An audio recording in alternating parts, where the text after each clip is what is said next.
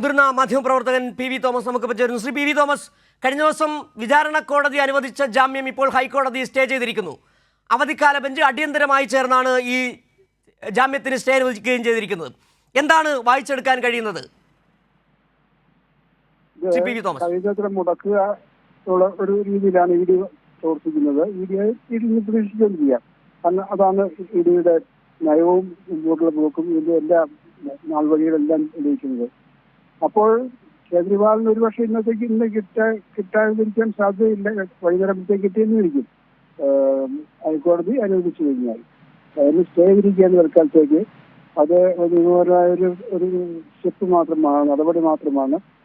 പക്ഷേ ഇ ഡിയുടെ നടപടി തീർച്ചയായിട്ടും ഒരു ഡിസ്ട്രക്റ്റീവായിട്ടുള്ള പ്രതികാരപരമായിട്ടുള്ള ഒരു നടപടികളിലൊന്നും അത് രാഷ്ട്രീയ തന്നെ എന്നെ വായിച്ചുകൊണ്ടിരിക്കുന്നു. ആ രീതിയിലാണ് ഈ ഡിയുടെ നടപടി വരുന്നത്.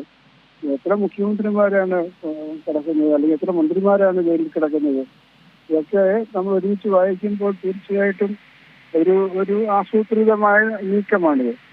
അങ്ങനെ ഉള്ള നീക്കത്തിൽ ഗവൺമെന്റുകളുടെ ഭരണം സ്തംഭിക്കുകയാണ്. അതുപോലെ ജനാധിപത്യ പ്രക്രിയയെ താറുമാറാക്കുകയാണ്. അത് തീർച്ചയായിട്ടും ഒരു അന്വേഷണ സ്ഥാപനം ചെയ്യാവുന്നതല്ല. കാരണം അതിനെ ജനാധിപത്യപരമായിട്ട് മാത്രമേ പ്രവർത്തിക്കാൻ സാധിക്കുള്ളൂ. കാരണം ജനാധിപത്യ വ്യവസ്ഥയിലുള്ള ഒരു സ്ഥാപനമാണ് ഇ ഡി എന്നൊക്കെ പറയുന്നത്. അപ്പോൾ അവരിങ്ങനെ കൈവിട്ട് പോകരുത്. തീർച്ചയായിട്ടും അത് നോക്കട്ടെ. നമുക്ക് ഏതായാലും കഴിഞ്ഞു കഴിഞ്ഞാൽ വീണ്ടും പോകും, അടുത്ത കോടതിയിൽ പോകും. അതാണ്. പക്ഷെ അതിനു മുമ്പ് ഇറങ്ങാൻ സാധിക്കും കേജ്രിവാളിന്.